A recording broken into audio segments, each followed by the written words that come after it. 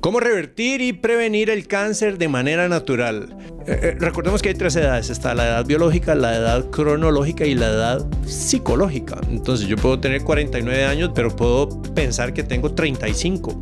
Porque es mi edad psicológica. Me siento vital, me siento con fuerza, me siento lleno de proyectos, ¿verdad? Y podría estar mejor que personas de 35. Él ha demostrado que cuando se hace ayuno de 72 horas y la persona va a un ciclo de quimioterapia, como las células propias están chiquititas, están encogidas y no están absorbiendo absolutamente nada, mientras que las células cancerígenas están agresivamente comiendo y buscando porque se vuelven locas. Adivine qué pasa cuando una persona ha pasado un periodo de 72 horas. Y ojo, el ayuno no estoy diciendo que usted se vaya a ayunar. Si tiene alguien con cáncer, existen profesionales que guían correctamente con este proceso. Pero aquí viene la parte interesante. Células con núcleo bueno, pero con mitocondrias dañadas, a la hora de multiplicarse sacan células cancerígenas con núcleo dañado y mitocondrias dañadas.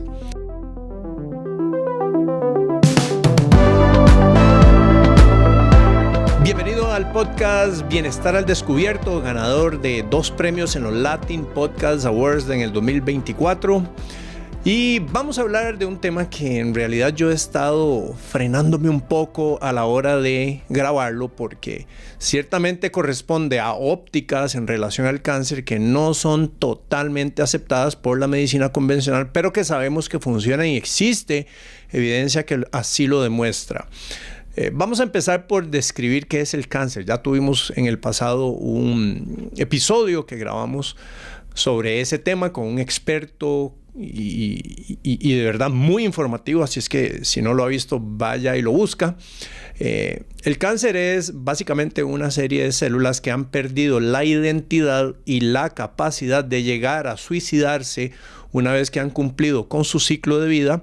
Y estas células no se suicidan y continúan creciendo y multiplicándose, provocando así lo que conocemos como un tumor, un crecimiento de una masa. Esa masa puede quedar localizada o puede manifestarse en otros órganos a través de lo que conocemos como la metástasis. Entonces vamos a describir un poco qué es lo que sabemos hoy, y también existen hipótesis que demuestran cuál puede ser esa fuente de generación del cáncer para entender qué estrategias podemos utilizar, y también muy importante en el caso de que ya alguien esté con cáncer, cómo puede hacer para empezar a revertir esa condición e idealmente curarse. No lo digo desde la teoría, sino porque hemos trabajado con pacientes que así lo han hecho. Entonces, bueno, empecemos por la descripción de lo que conocemos hoy como el factor detonante de cáncer y otras enfermedades. Hablamos de la inflamación. La inflamación es una acumulación de factores que producen una alteración en la función de nuestro cuerpo, en particular de la mitocondria. Y en la mitocondria es donde generamos energía, y si la producción de la energía comienza a caer o a cesar, entonces empiezan los problemas. A partir de ahí, enfermedad metabólica, y también se empieza a dar una alteración de la formación, crecimiento y reproducción de las células, que en este caso es lo que estamos denominando específicamente en cáncer. Entonces, todo parece ser que la cuestión surge con un aumento de los radicales libres sin una capacidad de controlar a esos radicales libres. Los radicales libres son moléculas producto de nuestro metabolismo, o también por la generación que da después de la desintoxicación continua que nuestro cuerpo está generando por factores ambientales externos. Puede ser toxinas, y atención a esto porque es una de las partes reveladoras, toxinas a nivel mental, emocional, físico o espiritual, y ahorita vamos a ampliar un poquito en relación a eso. Se generan radicales libres, y los radicales libres son moléculas a las cuales les hace falta un electrón. Son moléculas inestables que, para aquellos de ustedes como cercanos a mi edad, 49 años en este momento, recordarán del demonio de Tasmania. En las fábulas era aquel bicho que andaba dando vueltas por todo lado a ver qué lograba tocar o agarrar o a quién lograba hacerle daño. Bueno, eso es un radical libre. Un radical libre, entonces, es una molécula a la cual le hace falta un electrón. Repito, es producto de nuestro metabolismo, y tenemos ciertamente antioxidantes que lo que proveen es precisamente un electrón a esa molécula para que quede estable sin que la molécula que se dio el electrón quede inestable. ¿De acuerdo? Entonces, lo que buscamos es que de acuerdo a la producción de radicales libres haya una compensación en suficiente concentración de antioxidantes para que la carga quede controlada. El problema se da cuando pasa una de dos cosas. Empezamos a generar, o tres cosas. Empezamos a generar alta cantidad de radicales libres. Dos, empezamos a perder moléculas antioxidantes. O tres, sube la carga oxidativa, radicales libres, y la carga antioxidante está disminuida. Cualquiera de las tres situaciones es la que puede deteriorar y provocar lo que vamos a explicar a continuación a nivel de los cromosomas. Entonces, tenemos que una molécula radical libre tiene una aparición y nuestro cuerpo busca anular esa molécula radical libre cediéndole un electrón. Viene. Parte importante, ¿de dónde obtenemos nosotros electrones? Obtenemos electrones por lo menos de tres fuentes de manera directa. Número uno, de los alimentos. Número dos, por parte del grounding, que es uno de los temas que explico en el libro La ciencia de la pérdida de peso, que usted puede accesar, dicho de una vez, de manera gratuita en audiolibro en la dirección philosophy.la/cambio. Lo estoy obsequiando y en esa página explico por qué razón es que estoy regalando el audiolibro que había sido grabado de manera profesional para venta en Audible de Amazon. De hecho, todavía está. Entonces, una de las formas en cómo nosotros obtenemos electrones es a través del contacto con tierra. ¿Por qué? Porque la Tierra recibe cerca de 80 millones de rayos que caen y aterrizan en la biosfera provenientes de la ionosfera, y esto es alrededor del planeta. Por lo tanto, esa descarga que nosotros conocemos como los rayos o los relámpagos, precisamente lo que hay es una transferencia por medio de un punto de tensión de electrones que se encuentran en la ionosfera, producto de fotones que son convertidos en electrones en esta capa, y ellos son descargados a tierra. Estos electrones descargados en tierra están latentes, ahí están presentes, y en el momento en que nosotros de manera con piel descalza o expuesta, sin nada que nos cubra, entramos en contacto con esa tierra, entonces empezamos una fase de absorción de electrones, y ya voy a explicar la magia de esto. Esos electrones empiezan a llegar a nuestro cuerpo porque la naturaleza funciona en una estructura en donde de donde hay más se cede a donde hay menos para que se alcance un equilibrio. Y como la Tierra es tan vasta, en el momento en que nosotros, seres humanos, unidades pequeñas, entramos en contacto con Tierra, en un tiempo relativamente corto hemos absorbido esos electrones hasta que quedamos en igualdad de condiciones. Es decir, nuestro cuerpo se ha cargado de electrones gratuitos. También obtenemos electrones por parte de la exposición al sol. A través de nuestra piel, los fotones finalmente terminan convirtiéndose en electrones. Y esto es importante porque en estos dos factores en particular estamos teniendo problemas, porque la gente ya no anda descalza desde el siglo pasado con la aparición del caucho, el hule en las suelas de los zapatos. El ser humano que naturalmente andaba descalzo, o en aquellos tiempos con cobertura en su piel de los pies, gracias a suelas de cuero, en donde sí hay este efecto de grounding o de absorción de electrones. A partir de la aparición del hule o de las suelas de caucho, eso inmediatamente desaparece. Ya no absorbemos electrones desde el momento en que ponemos los pies en contacto con tierra, pero con algo en el medio que son básicamente los zapatos. Excepto en zapatos que sean con suela de cuero o aquellos que nosotros hemos enseñado de hecho en el pasado. Puede buscarlo en Instagram, hemos hecho publicaciones al respecto, en donde la suela trae un tornillo plano que es de cobre y está en contacto con tierra y también está en contacto con nuestro pie. Entonces ahí hay una forma de hacer absorción. Eso ya no lo hacemos. Y lo segundo es que ya no nos asoleamos porque nos han metido miedo con el tema del sol. Ahí yo explico en qué concentración, en qué tiempo, de acuerdo a su tono de piel, es importante asolearse. Entonces tenemos dos fuentes de electrones que ya no tenemos en alta densidad.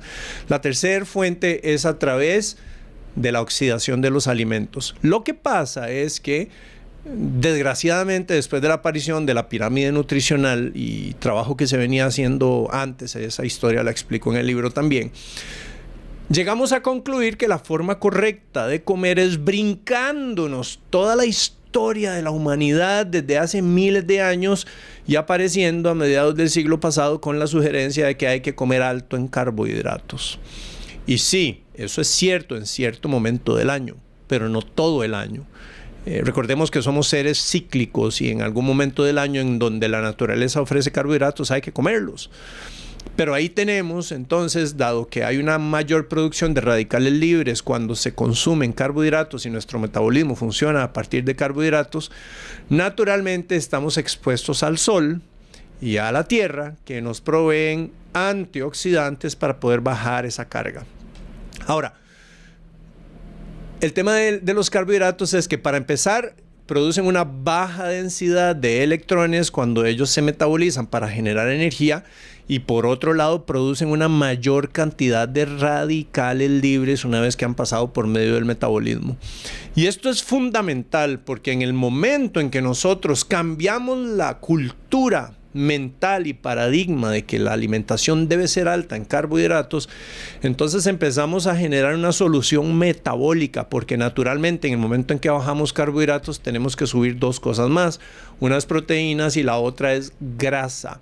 Y la grasa, para empezar, no genera tantos radicales libres y segundo, la carga de electrones que se obtienen gracias a la oxidación de la grasa es muchísimo mayor que con carbohidratos.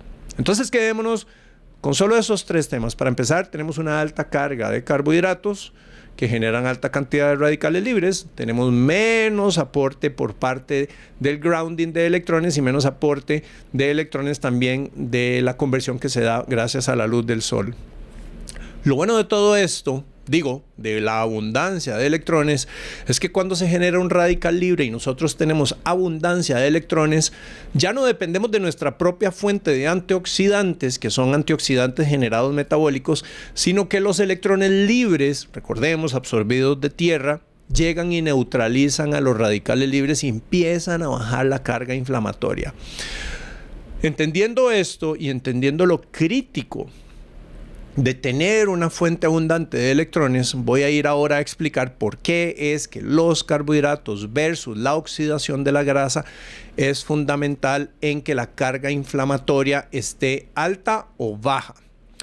Y funciona así. Para empezar, si nosotros oxidamos una molécula de glucosa, que es el resultante de consumo de carbohidratos, digamos cuando esta no se ha convertido en grasa, porque las personas que consumen muy alta concentración de carbohidratos en su alimentación, finalmente por un efecto de la insulina, terminan convirtiendo muchos de estos carbohidratos o glucosa en grasa de reserva de almacenaje y no la pueden usar. Esa es la parte crítica, no la pueden usar.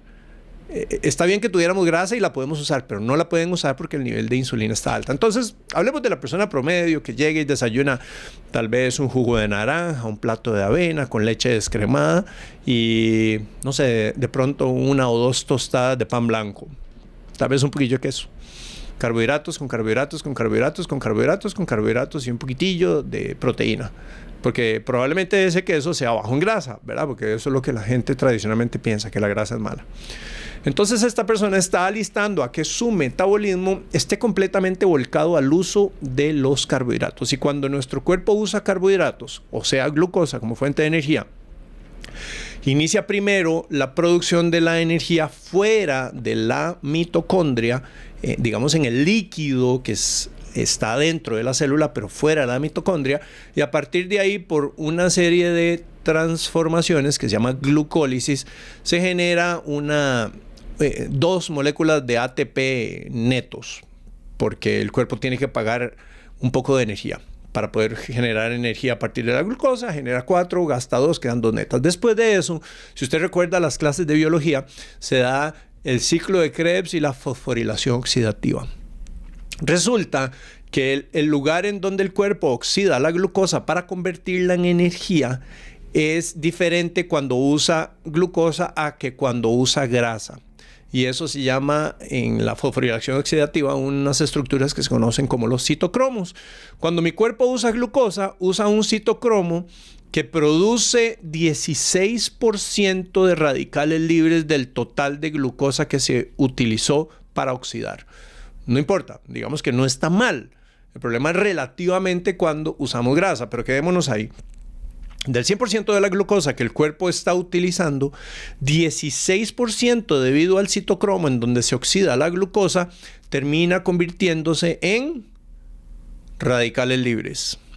Ahora recordemos, los carbohidratos no producen muchísima energía. La glucosa por molécula finalmente termina produciendo 38 moléculas de energía, de ATP. Lo vamos a definir como ATP, pero en realidad el ATP no es realmente energía. La unión de ciertas moléculas en esta molécula grande llamada ATP almacena potencialmente electrones. ¿Se acuerda? Volvemos nuevamente a los electrones, que son la fuente de energía en nuestro cuerpo. Y cuando tenemos una cantidad de electrones a nivel de 38 moléculas de ATP, dejémoslo ahí en mente porque vamos a compararlo cuando tenemos una cantidad de electrones por el otro lado cuando oxidamos grasa. ¿Qué pasa? Cuando nosotros oxidamos grasa, digamos que usted está llevando una alimentación baja en carbohidratos y en lugar de desayunar todo lo que yo le mencioné anteriormente, usted desayuna tal vez 2 huevitos, 4 huevitos. Yo desayuno todos los días 10 huevos con yema, ¿verdad? Eso es un tema importante. La yema no se debe desperdiciar. Desperdiciar la yema o quitársela por esa locura de que la grasa es mala equivale a tener un anillo con diamante, quitar el diamante y lanzarlo a la basura y quedarse solo con la lata, el anillo. Eso es quitarle la yema a un huevo. Yo me como 10 huevos, pero digamos que usted se come 4. Y adicionalmente a eso, come un poquito de aguacate y de pronto puede ser un pan hecho de avena, de harina de almendra. Y todo bien. Usted en ese tipo de desayuno, y si es consistente con almuerzo y cena en una baja de carbohidratos, entonces provoca que su cuerpo empiece a volcarse hacia el uso de la grasa como fuente de energía. Y aquí es donde viene la parte interesante. Cuando usted usa grasa como fuente de energía, la oxida en la mitocondria, en el interior de la mitocondria. Ojo, este concepto es importante para describir lo que es el cáncer, porque antes mencionaba que la glucosa empieza a oxidarse primero fuera de la mitocondria y después pasa al interior de la mitocondria en un citocromo en especial, en donde genera 16% de radicales libres adentro de la mitocondria. La grasa no, la grasa utiliza un tipo de oxidación que se llama la beta oxidación y esta grasa se oxida en su totalidad en la mitocondria. Y aquí es donde viene la parte interesante. No solo produce menos radicales libres, sino que también produce muchísimos más electrones gracias a la cantidad de energía. Comparativamente hablando, glucosa, que se oxida en un citocromo diferente al que se oxida, en donde se oxida la grasa, produce 16% de radicales libres y 36 moléculas de ATP. La grasa se oxida en otro mitocondria, produce solamente 4% de radicales libres, o sea, una cuarta parte. Y esa molécula de grasa en promedio genera 136 moléculas de ATP. Entonces, 16% versus 4% que se genera de radicales libres, o sea, moléculas inflamatorias por parte de la grasa. Eso significa que la grasa es un combustible más limpio porque produce menos inflamación. Y esto es crítico, especialmente para aquellas personas que hacen mucho uso de glucosa, como ¿quiénes? Los deportistas. Claro, sería ideal entonces que un deportista que requiere mucha utilización de energía use energía limpia y no energía que produce moléculas inflamatorias. Y por otro lado, la glucosa termina produciendo solamente 36 moléculas de ATP, mientras que la grasa 136, o sea, más de 4 veces la cantidad de energía se produce con grasa y una cuarta parte de radicales libres. Entonces, ojo, porque ahí ya hablamos de un factor importante en términos de alimentación en donde la media, y tristemente en Latinoamérica, 70% o más de sobrepeso en los países. Y actualmente sabemos que hay varios factores, de hecho los expongo en el libro de la ciencia de la pérdida de peso, porque la gente no está durmiendo bien, tiene demasiado estrés, pasa viendo Netflix durante la noche, entonces se acuestan súper tarde, están comiendo una alta cantidad de carbohidratos, no hacen ejercicio, no se asolean, no hacen grounding. Entonces, claro, por supuesto que el aumento en la carga oxidativa empieza a subir, o la carga oxidativa empieza a subir y los radicales libres con ellos suben y las cargas antiinflamatorias O sea, los antioxidantes vienen de caída. Y eso es precisamente lo que está poniendo en jaque el funcionamiento de la mitocondria y el metabolismo del ser humano en la actualidad. Los niveles de cáncer se están disparando. Entonces, entendido que ahora tenemos menos absorción de electrones por medio del grounding, menos absorción de electrones por medio de menos cantidad de horas asoleadas durante el día y un consumo excesivo de carbohidratos, especialmente carbohidratos ultraprocesados, ahí puede usted ir entendiendo qué pasa con este aumento en los radicales libres y con una disminución de la carga antioxidante que naturalmente deberíamos estar poniendo para poder controlar esa carga inflamatoria. Ok, vamos a poner eso en pausa porque habiendo descrito un poco el tema de los electrones y por qué la inflamación debe contrarrestarse con esos electrones que ya sean de producción interna o de absorción o por el tema de los propios alimentos. Entonces ahora vamos a entender qué es lo que sucede en el cáncer. Nosotros tenemos una estructura, bueno, varias estructuras, los cromosomas, ¿se acuerda usted? Que son como una X y hay uno en el caso de los hombres que es una Y, pero los cromosomas tienen al final una estructura que es como una hélice, un cordoncito alargado que se llaman telómeros. Y los telómeros buscan que una vez que la célula se duplica o se multiplica, pase con la misma carga genética. Porque claro, imagínese usted, errores consecutivos en una célula pueden llevar al deterioro de un órgano porque ya el órgano no está cumpliendo su función. Simplemente se vino al suelo la función porque ahora es una célula diferente. Porque a través del tiempo empezó a duplicarse y hubo errores sobre otros errores y a nivel genético entonces hay una alteración. Entonces el cuerpo en su sabiduría tiene una estructura que lo que busca es proteger a los cromosomas, bueno, proteger al ADN, que es nuestra carga genética, de la duplicación cuando las células se están multiplicando. Entonces, básicamente, cuando hay un error en el ADN de una célula a otra, se corta un pedacito del telómero, que es como digamos en mis dos dedos, si usted lo está viendo en este momento en video, la uña es el telómero. Entonces se corta un pedacito de esa uña y busca solucionar el error que se ha encontrado para que la carga genética transcurra heredada de manera idéntica. Entonces, los telómeros tienen esa función. ¿Y por qué habría una alteración del paso del material genético de una célula a otra?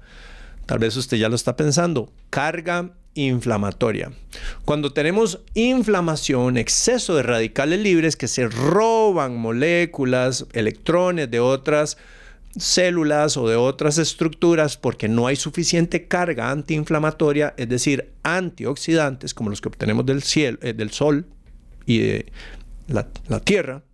Entonces esta estructura que ahora está en un ambiente altamente inflamatorio, en el momento en que la célula se duplica, cambia y genera un error. Cuando hay alta carga inflamatoria, genera un error.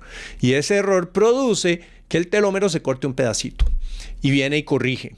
Y si sigue la carga inflamatoria elevada, entonces se viene y corta otro pedacito. Y así el telómero empieza a bajar en tamaño. De hecho, hay un laboratorio en Estados Unidos, se llama SpectraCell, que le hace a uno la prueba de los telómeros para identificar biológicamente cómo se encuentra uno en relación a su edad cronológica. Recordemos que hay tres edades. Está la edad biológica, la edad cronológica y la edad psicológica. Entonces yo puedo tener 49 años de edad cronológica, pero puedo pensar que tengo 35 porque es mi edad psicológica. Me siento vital, me siento con fuerza, me siento lleno de proyectos, ¿verdad? Y podría estar mejor que personas de 35. Y tengo la edad biológica, que es la que mi cuerpo muestra. Y hay una forma para poder evaluar esto, que es conocer la longitud de nuestros telómeros, porque en el estándar se conoce qué longitud de telómeros debería tener uno dependiendo de la edad que tiene. Entonces puede ser que yo, Donald Vega, llegue y me haga la prueba de los telómeros y me salen telómeros más largos de lo que corresponde a mi edad biológica y cronológica, perdón, y entonces mi edad biológica apunta de verdad a los 35 años, cuando tengo 49, y me veo y me siento y funciono como una persona estándar de 35 años. Ah, qué bien, quiere decir que lo que estoy haciendo funciona y debería seguir haciéndolo así. O bien me hago esa prueba de los telómeros y me sale que tengo una edad biológica de 60 años. Wow, de 49 a 60 años hay 11 años. Quiere decir que la forma en que estoy viviendo no es consistente con salud. Entonces debería hacer unos cambios. Es súper interesante porque los telómeros entonces denotan qué tipo de envejecimiento estamos experimentando, y el envejecimiento es el producto de los altos niveles de inflamación, ¿verdad? El cuerpo está inflamándose más de la cuenta. Ahora, entendiendo este factor de los telómeros, si los telómeros llegan a acortarse al punto de que quedan en mínimos, entonces la célula, una vez que ya tiene mucha alteración, porque ya no logra corregir los errores de una célula madre a sus dos células hijas, y ya no hay telómeros para corregir esto. Dicho sea de paso, Elizabeth Blackburn, 2009, ganadora del Premio Nobel de Medicina y Fisiología, y su grupo demostraron que los telómeros se pueden alargar por medio de la activación de la telomerasa. Factores que producen activación de la telomerasa: chocolate, la L-carnitina, que está presente en la carne, por ejemplo, la curcumina. Y hay otros factores que producen alargamiento de los telómeros gracias a la activación de la telomerasa, que es una enzima que logra reconstituir este filum terminal, que lo que tiene como función es protegernos. Entonces, cuando ya la célula está muy llena de errores, tiene que tomar una decisión, porque las células más o menos experimentan de una célula madre cuando se diferencia a una célula de tejido, y de esa célula de tejido durante su vida útil más o menos 50 divisiones, desde el momento que fue célula madre hasta que termina como célula final que se suicida. Eso se llama apoptosis. El chip tiene como un switch activado de suicidio, en donde, digamos, pongámoslo en 50, cada vez que una célula alcanza 50 divisiones, se suicida y da paso a la generación de una nueva célula por parte de las células madre. Entonces, ojo, porque aquí es donde viene todo el tema complejo, pero que realmente nos da una luz a por qué puede estar sucediendo este tipo de cosas. Cuando nosotros experimentamos, repito, una alta carga inflamatoria, se comieron los telómeros durante muchos años, ahora no hay nada que me corrija los daños en el código genético, esta célula entonces llega a un momento en donde, ¿qué pasa? Que las células tienen la función de reconstituirse a sí mismas, ¿verdad? Si no, las células empiezan a morirse de manera prematura porque tal vez esté conservado todavía el chip de autosuicidio cuando ellas se encuentran que ya empezaron a degenerarse en células que no son. Entonces ella se activa, digamos, a la 35, división número 35, a la número 30. Entonces jala una célula madre nueva para, digamos, sustituir a esta que acaba de suicidarse porque no llegó a su vida útil de 50 divisiones, sino a 30 o 35 divisiones. Entonces, una persona con alta carga inflamatoria, básicamente sus células se mueren antes de llegar a su ciclo de vida completo y empiezan a jalar del banco de células madre porque necesitan restituirse. Cuando ya las células madre se acaban, y esta es la hipótesis que existe, cuando las células madre se acaban y se pueden restituir células madre, ahí en nuestro canal en YouTube puede buscar un video de cómo aumentar las células madre de manera natural. Cuando las células madre se han perdido en volumen, entonces esta célula que llega a la 35 o a la 40 y tiene que suicidarse, ya no hay células madre de reposición. Todo esto es un microsistema, un microambiente que está enviando y recibiendo información para mantener el sistema coordinado. Entonces esta célula tiene que tomar una decisión. O se muere, se suicida, pero ya se acaba, supervivencia, chao, porque ya no hay nada que la sustituya, o se vuelve eterna, significando con esto que empieza a dividirse de manera multiplicada. Ya no importa que haya un daño en el código genético, No importa. Ahora la función es seguir permaneciendo en un proceso continuo de división porque ya no hay nadie que nos sustituya y aquí lo que vale es la supervivencia. Y esa es la decisión que toma la célula cancerígena. Deja su identidad, se ha dañado, le tocaba matarse, pero ya no dice no me voy a matar, sino que prefiero la supervivencia, empieza a dividirse en células que han perdido su identidad y empieza a generarse una masa tumoral que va en crecimiento. Y esta masa tumoral en crecimiento tiene varias características. Número 1, células que no tienen identidad. Número 2, células que no tienen activado el switch de autosuicidio. La apoptosis natural a la que cada célula tiene que llegar está inactivada. Y tercero, ellas necesitan lo que se conoce como la angiogénesis, que es la formación de vasos sanguíneos que vayan alimentando a esta masa tumoral que está en crecimiento. Vienen acompañados, han perdido identidad, ya no se suicidan y además empiezan a solicitar riego sanguíneo, por lo tanto le ordenan al cuerpo que produzca vasos sanguíneos para ir alimentando a esta masa tumoral. Y tenemos ahí entonces a una masa que está en crecimiento porque el tema surge de un aumento en la carga oxidativa. Ahora, ¿de dónde viene esa carga oxidativa? Hemos descrito 3 cosas al principio. Número 1, menos grounding, menos antioxidantes. Número 2, menos sol, menos antioxidantes. Número 3, de más carga de carbohidratos. Número 4, la gente no está durmiendo bien y la melatonina es un anticancerígeno y antioxidante poderosísimo. Y si no dormimos bien, la melatonina no se genera en suficiente concentración. Pero entonces, acá es donde llegamos a la parte crítica. ¿Qué hacemos al respecto? Bueno, resulta que la masa tumoral se ha identificado como una masa, para empezar, que se encuentra en un estado hipóxico. Eso quiere decir que no permite la entrada de oxígeno. Se encuentran con una serie de murallas protegiéndose para que no haya un acceso al oxígeno porque la célula con oxígeno se oxida y se muere. Número 1. Número 2, y esto se definió gracias al trabajo de Otto Warburg, quien ganó el Premio Nobel a Medicina y Fisiología, al describir lo que hoy conocemos como el efecto Warburg, que es súper importante de entender para poder manejar o prevenir a futuro, pero en particular manejar una condición como lo es el cáncer. Y es que la célula cancerígena es una célula que está dañada no a nivel genético, tal y como lo describe el doctor Thomas Seyfried en su libro Cáncer como enfermedad metabólica. Es un libro como de 800 páginas. Yo recuerdo haberlo leído tal vez como en 2011.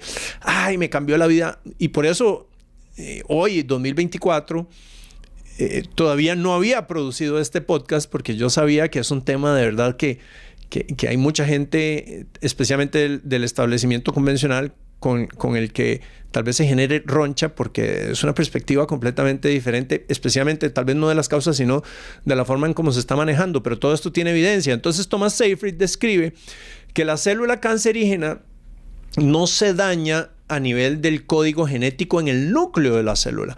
Lo primero que se daña es la mitocondria, y cuando la mitocondria empieza a sufrir, que dicho sea de paso, la mitocondria tiene su propio código genético y su propio ADN, y ella se multiplica al igual que lo hace una célula. Cuando la mitocondria ya está lo suficientemente dañada, se manda una señal al núcleo y es ahí donde se altera el crecimiento y la célula se vuelve inmortal y empieza a aumentar y aumentar en cantidad, pero surge de un daño en la mitocondria. ¿Y cómo lo demuestran? De hecho está publicado en el libro del Dr. Thomas Seyfried. ¿Cómo lo demuestran? En un experimento súper elegante. Toman células que están dañadas y células que están sanas. ¿De acuerdo? Sana significa núcleo sano y mitocondrias sanas, y dañadas significan núcleos dañados con cáncer, digamos una célula cancerígena, y mitocondrias dañadas, alteradas genéticamente. ¿Y qué es lo que hacen? Trasplantan el núcleo sano a la célula con la mitocondria dañada, y de la célula dañada le quitan el núcleo y se lo ponen a la célula buena que tiene mitocondrias buenas. ¿Y cuál es el resultado? Célula con ADN dañado pero con mitocondrias buenas, funcionales, se multiplican, se duplican y sacan células con núcleos buenos y con mitocondrias buenas. Pero aquí viene la parte interesante. Células con núcleo bueno, pero con mitocondrias dañadas, a la hora de multiplicarse sacan células cancerígenas con núcleo dañado y mitocondrias dañadas, demostrando así que el problema surge por una señal que se envía desde la mitocondria hacia el núcleo y no al revés. Y él lo describe como el cáncer como enfermedad metabólica.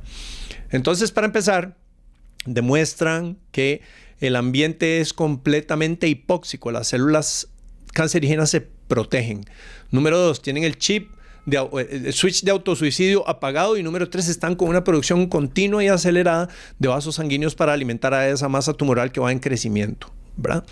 Con esto no estoy diciendo que no haya un origen genético de algunos cánceres. De hecho, con el entrevistado del podcast sobre el cáncer, un experto en ese tema, él nos contaba, no recuerdo bien si es un 3 o un 2% solamente de los cánceres son genéticos, pero el resto es completamente metabólico, queriendo decir con esto que proviene de una influencia del ambiente. Recordemos, la epigenética nos dice que los genes tienen mecanismos de daño y enfermedad activos o suprimidos. El botón está ahí y el ambiente es el que aprieta el botón de prendido y apagado.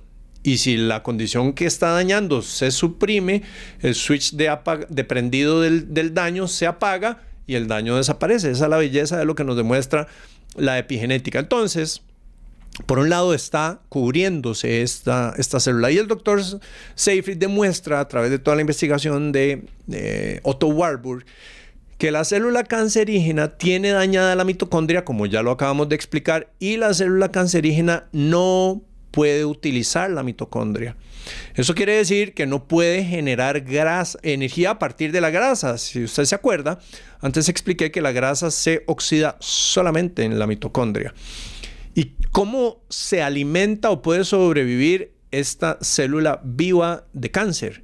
Hoy, por medio de la primer fase de la glucólisis que sucede afuera de la mitocondria y no puede pasar a la segunda fase, que es la fosforilación oxidativa, en donde se genera la oxidación de la glucosa en esta segunda fase.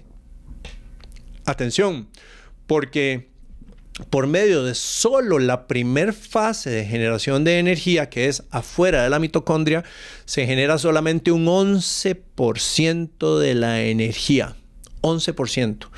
Y el 89% restante de la energía se genera interno en la mitocondria, pero esta mitocondria está dañada, entonces las células cancerígenas no pueden acceder a esta segunda fase que genera el 89% de la energía y se quedan solo con el 11% de la energía. El problema es que no usan la glucólisis por la vía tradicional, sino que usan la glucólisis por una vía fermentativa. ¿Verdad? Usted tal vez recuerda que existe la energía aeróbica y la energía anaeróbica. Y la energía anaeróbica es cuando, por ejemplo, uno está haciendo un esfuerzo sobrehumano y el cuerpo ocupa una cantidad de energía tan rápidamente que no se va por la vía lenta de la oxidación fosforilativa, de la fosforilación oxidativa, sino que más bien toma la energía por una vía rápida, que es la vía de la producción del lactato o del ácido láctico, que es una vía fermentativa. Pero eso solo cuando son esfuerzos sobrehumanos. Y no, una célula no debería estar utilizando esa vía. No debería estar utilizando esa vía. Pero la célula cancerígena solamente depende de glucosa, no puede usar grasa porque la mitocondria está dañada, y de la glucosa solamente depende del primer paso por medio de fermentación. O sea, genera ácido láctico. ¿Se acuerda usted que nos han dicho que el microambiente tumoral es ácido? Claro, porque están fermentando, esas células están fermentando, entonces se traen abajo el pH y es un ambiente ácido, pero también carente de oxígeno. Y atención, porque de la intervención que voy a mencionar, aquí es donde está la clave. Es un ambiente en donde no hay oxígeno. Las células se protegen, pero no pueden usar la grasa. Si yo quito la fuente de energía glucosa, entonces esa célula se va a quedar sin energía porque no puede usar la grasa a la que otras células sí pueden acceder. Pero tristemente ese es el tema y lo he visto muchas veces. A los pacientes les digo, usted ni se preocupe de que como usted está perdiendo peso, está en fase de caquexia, que es una pérdida de masa muscular y de tejido acelerada por enzimas generadas por el tumor. Usted coma lo que quiera, coma helado. La idea es que usted entre hipercalórico para que gane la mayor cantidad de peso. Sí, pero estás alimentando el cáncer con ese tipo de comidas, y ni siquiera hablar de los centros de servicio de alimentación en los hospitales con pacientes con cáncer, en donde por ninguna razón se les debería estar, de acuerdo a lo que vemos y conocemos hoy, alimentando con una alta concentración de carbohidratos, porque es echarle gasolina al fuego, literalmente. Entonces, conociendo ahora estos temas, vamos a explicar algo fundamental y tiene que ver con un abordaje desde el punto de vista mental, emocional, pero también vamos a cerrar el concepto con cómo hacemos una intervención para prevenir, por supuesto, pero para poder manejar una condición de cáncer sin que esto signifique eliminar el tratamiento convencional, porque se ha demostrado que el tratamiento convencional, quimio y radio, en conjunto con estas otras cosas que voy a mencionar, son de enorme ayuda. Entonces vamos a irnos a un libro publicado por Lothar Hernies, quien era un enfermero. Tenía una tienda de equipo deportivo y le compran la tienda, él se retira, llega un amigo y el libro se llama La quimioterapia cura el cáncer y la tierra es plana. Yo lo tengo ahí. Un libro hermosísimo.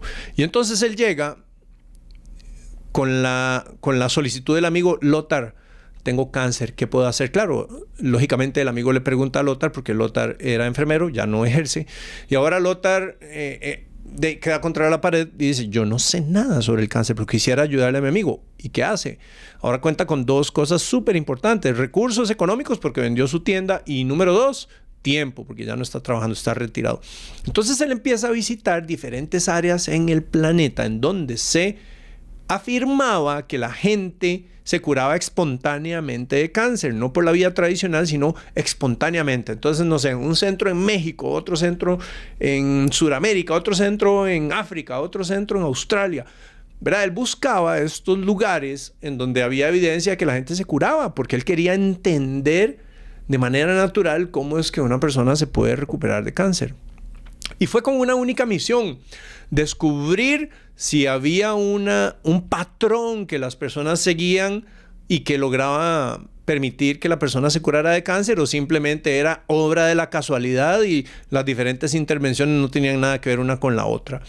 Y descubre que siempre que una persona se curaba espontáneamente de cáncer, había 3 condiciones presentes. Siempre. Yo soy muy proponente de las huellas del éxito. Es decir, si uno sigue el éxito de alguien más, entonces va a tener éxito, porque las huellas ya alguien las dejó. Uno no se tiene que comer la curva de aprendizaje.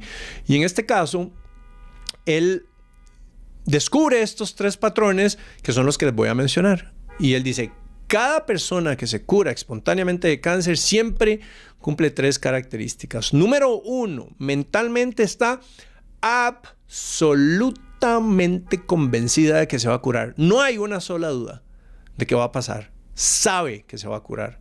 Es una certeza absoluta. Ya voy a mencionar por qué es importante cada uno de estos 2. Número 2, hay una eliminación de todo ambiente tóxico, mental, emocional, físico y espiritual. Ya voy a mencionar por qué esto es tan importante. Y número 3, se adopta una alimentación estrictamente orgánica, que hoy sabemos que si se tira en una versión cetogénica, baja en energía, tiene como un turbo en el efecto en relación a que las células empiecen a morirse. Entonces vámonos al primer punto para entrar en toda la otra recomendación.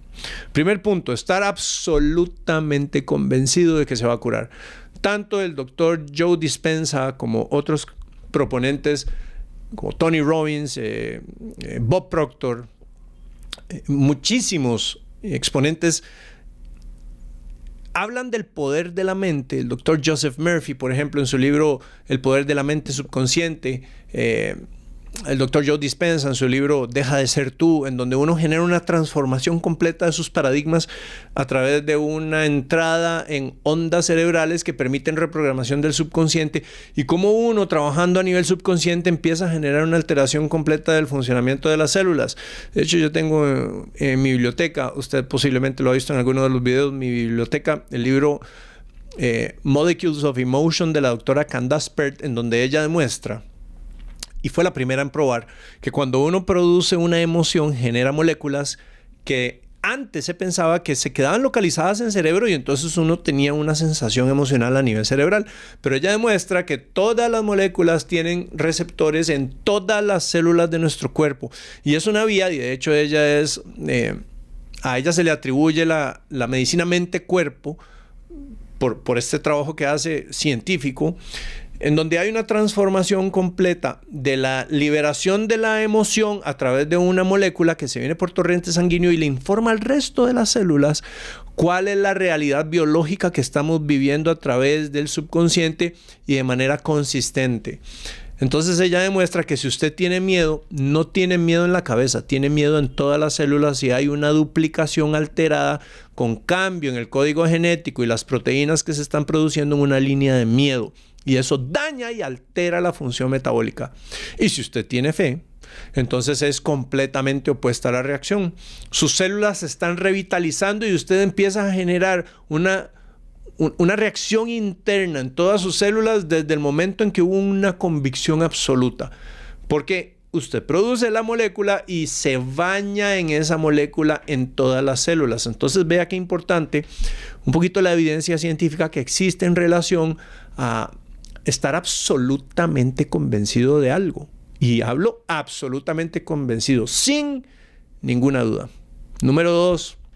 Eliminación de todo ambiente tóxico mental, emocional, físico y espiritual. Bueno, hablemos del mental, emocional y el espiritual.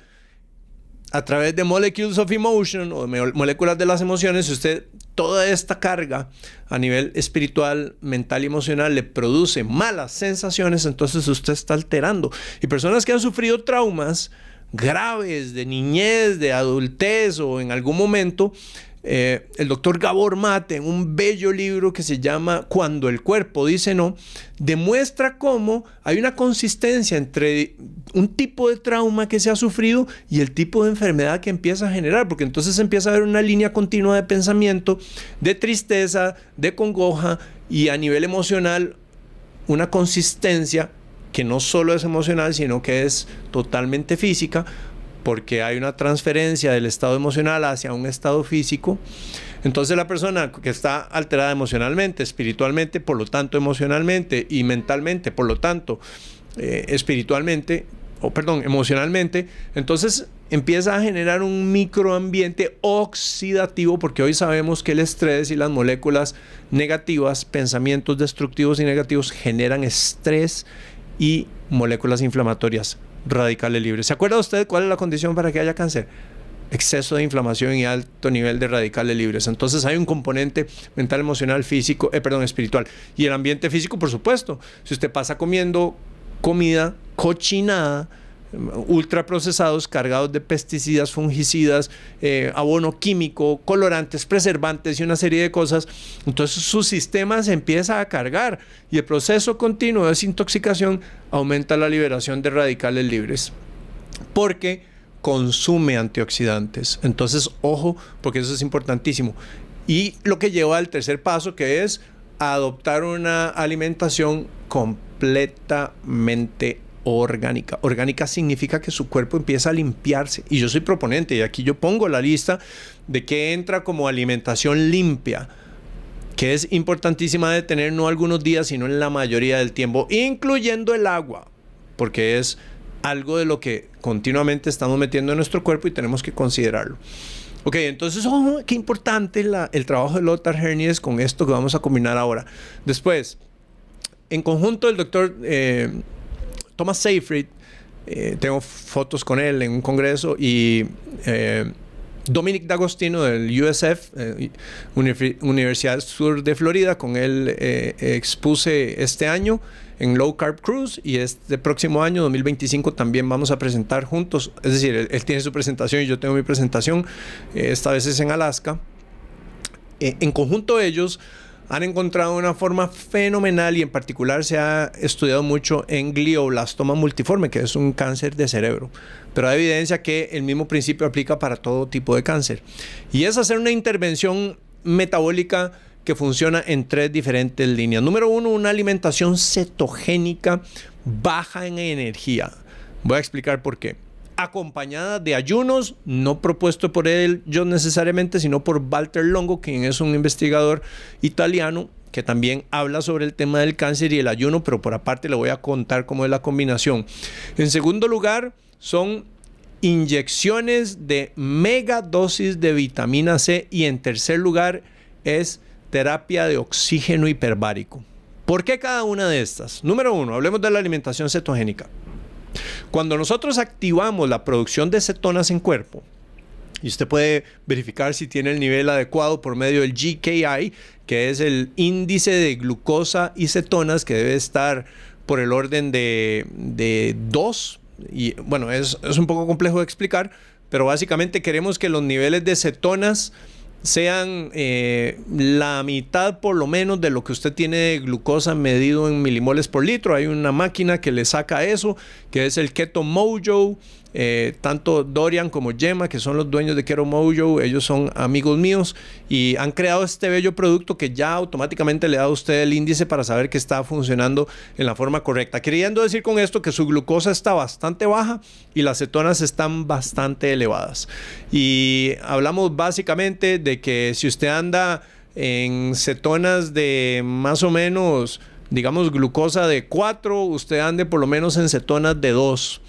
Más o menos un milimol por litro anda por el orden de 18 y 19 miligramos por decilitro. Entonces usted tiene, no sé, 60, digamos 4 milimoles de glucosa, debería por lo menos tener 2 milimoles de cetonas. Y eso se logra bajando la cantidad de carbohidratos y bajando el consumo de energía. ¿Por qué es importante las cetonas presentes en sangre? 2 cosas importantísimas. Número 1. Para la persona que no tiene cáncer y quiere prevenir, las cetonas altas en sangre producen la activación de un mecanismo genético que baja la carga inflamatoria. Ojo, lo mismo que hacen los antioxidantes, lo hacen las cetonas altas. Activan una vía metabólica a nivel genético que baja la carga inflamatoria. Número 1.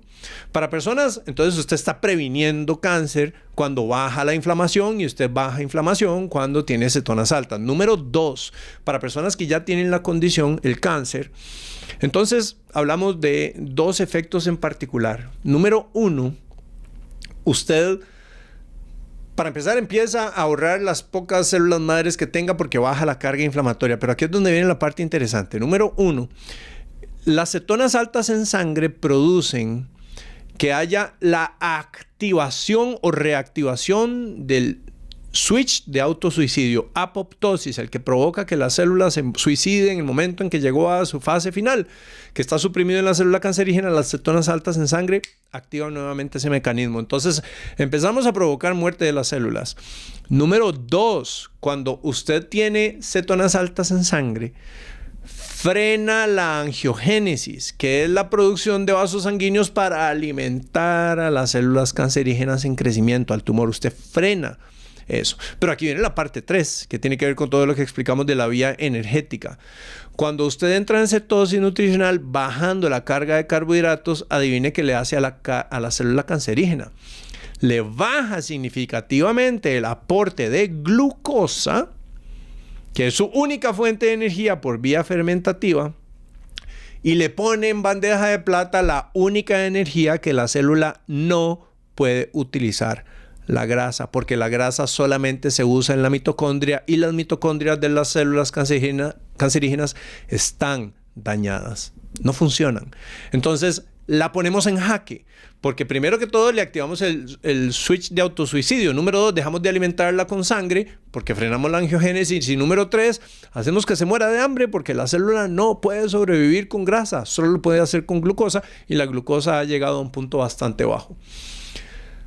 Ok, eso por el lado de la alimentación, por la propuesta que en conjunto ellos, Seyfried y D'Agostino, proponen. Por otro lado, vamos a lo que habla Valter Longo. Cuando nosotros hacemos un ayuno prolongado de 72 horas, 3 días o más, activamos dos componentes poderosísimos. Número 1, apoptosis de células que están muy dañadas. Y número 2, provocamos una condición a la cual se le dio el Premio Nobel de Medicina y Fisiología en el 2015, que se conoce como autofagia. Y la autofagia de la célula, dicho sea de paso, esto podría considerarse como preventivo de cáncer. La célula, cuando no le damos nada que comer, ella se hace chiquitita y empieza a revisar sus propios componentes para ver qué es lo que no está funcionando bien, para autocomerse y regenerarse. Ella se come a sí misma, no se suicida. Ella se regenera gracias a este mecanismo que se induce en las 72 horas. Bueno, en realidad todas las noches nosotros tenemos autofagia, pero ya en un ritmo muy acelerado a partir de las 72 horas es que se ha considerado que la autofagia ya entra en un proceso bastante agresivo. Entonces, eso para quien no tiene cáncer, ¿verdad? Está renovando, está limpiando su sistema. Y la persona que tiene cáncer, él ha demostrado, Valter Longo, que las personas, y de hecho hay un libro que se llama El ayuno contra el cáncer, o el ayuno para el cáncer, no recuerdo bien el nombre. Él ha demostrado que cuando se hace ayuno de 72 horas y la persona va a un ciclo de quimioterapia, como las células propias están chiquititas, están encogidas y no están absorbiendo absolutamente nada porque están en proceso de limpieza y autorregeneración, mientras que las células cancerígenas están agresivamente comiendo y buscando porque se vuelven locas. Adivine qué pasa cuando una persona ha pasado un periodo de 72 horas. Y ojo, el ayuno no estoy diciendo que usted se vaya a ayunar. Si tiene alguien con cáncer, existen profesionales que guían correctamente con este proceso. De hecho, parte de la iniciativa que nosotros tenemos para el manejo metabólico del cáncer en Kilosophy, y se hace un ayuno de 72 horas. Las células propias buenas quedan protegidas y las células dañadas ante la administración del producto químico quimioterapia, que lo que busca es generar una oxidación acelerada. Entonces, él ha demostrado que el veneno, la quimioterapia se va agresivamente contra la célula cancerígena y las células propias buenas, como están en un estado de no absorción, entonces quedan protegidas porque no absorben mucho del producto químico. Esto es el equivalente de usar quimioterapia por la vía tradicional, de mandar una granada y que todo explote, por eso a la gente se le cae el pelo y vomitan y se sienten súper mal, versus lo que Valter Longo ha demostrado, que es usar la quimioterapia como un francotirador que se va solo directo a lo que necesita, sin que haya una destrucción colateral, con ayuno de 3 días y entrar a la quimioterapia en fase de ayuno. Y así las células propias se protegen y las células dañinas se susceptibilizan aún muchísimo más y hay mucho mayor efectividad. Entonces, desde el punto de vista de la alimentación. Luego, las megadosis de la vitamina C, que el doctor Alex León acá en Kilosophy las administra una vez a la semana. Lo que hacen es, la vitamina C es un antioxidante, pero cuando se pone en megadosis se vuelve un prooxidante.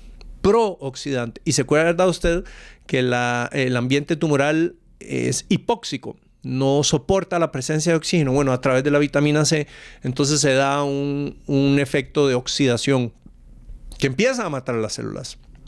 Y en tercer lugar, se da la administración de lo que se conoce como la terapia de oxígeno hiperbárica. Estas son unas cámaras que están selladas, al paciente se le mete, se empieza una fase de compresión, se mete al 100% oxígeno. Este oxígeno, si nosotros en el ambiente, en la atmósfera, estamos a 22% de oxígeno, en esa cámara de oxígeno hiperbárico se llega al 100% de oxígeno con aumento de presión.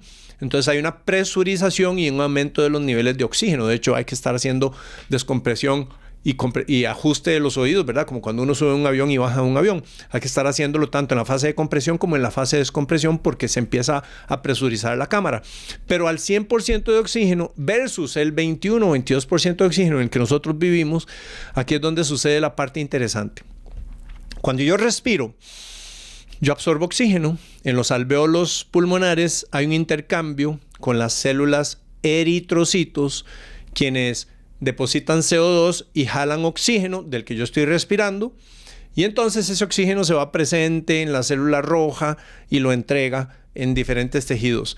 Pero resulta que ellas no pueden pasar por capilares sumamente finos, que son precisamente los que están alimentando este ambiente tumoral.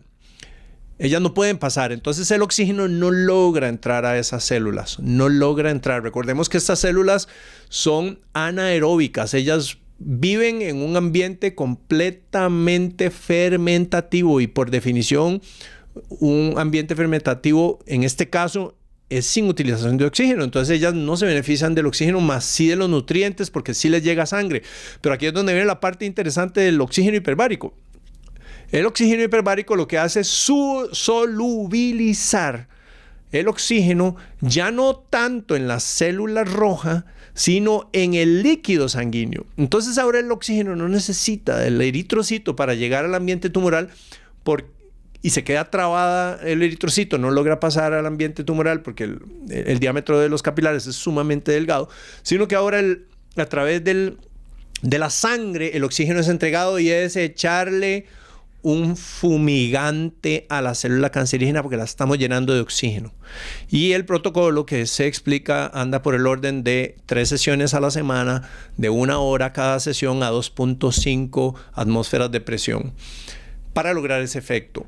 Y de hecho yo en conversación con el doctor Sánchez, que es de un centro de medicina hiperbárica en Costa Rica, ellos han tenido una experiencia impresionante con personas con diferentes tipos de cáncer y me dice él los cánceres mesenquimales, particularmente los que son han derivado a metástasis, responden sumamente bien. Ojo, y no estamos hablando de la vitamina C ni todo esto, sino exclusivamente usando el oxígeno hiperbárico. Entonces vea usted cómo, entendiendo un poco cuál es el origen del proceso inflamatorio, qué cosas nos inflaman, qué cosas nos disminuyen inflamación, cómo estamos en desequilibrio hoy en día por la forma en cómo vivimos, y una vez que ya hemos entrado en esa condición, qué empezar a hacer para poder mejorar, y desde el punto de vista de la alimentación, de una convicción de eliminar todo ambiente mental, emocional, físico y espiritual tóxico. Eso significa perdonar, eso significa resolver cosas del pasado. Si la persona ya murió, existen técnicas para que usted pueda entrar en contacto y no en contacto, pero sí pueda liberar y sacar aquello que hoy le carcome porque es parte de un trauma. Y si la persona está viva, hágalo, por favor, hágalo. Hay un episodio de este podcast que es una entrevista con Sixto Porras, quien ha escrito 2 libros sobre el perdón. Entonces apalánquese de toda esta información, porque el hecho de perdonar, liberar y sacar todo este ambiente tóxico, particularmente el emocional, que es de todos los días de estar recordando, dicho sea de paso, por eso se llama resentimiento, porque uno siente una y otra vez y es todos los días y está metido en ese rollo y entonces choca con todo el mundo y es un drama. Pero no tiene que ser así, no tiene que ser así. Hablamos entonces de una intervención múltiple en muchas aristas y realmente el efecto es impresionante cuando se maneja desde una perspectiva completamente integral, considerando la parte mental, emocional, física y espiritual del ser humano. Bueno, por favor, no comparta este podcast, no le dé like y no le dé me gusta. Nos vemos en el próximo episodio.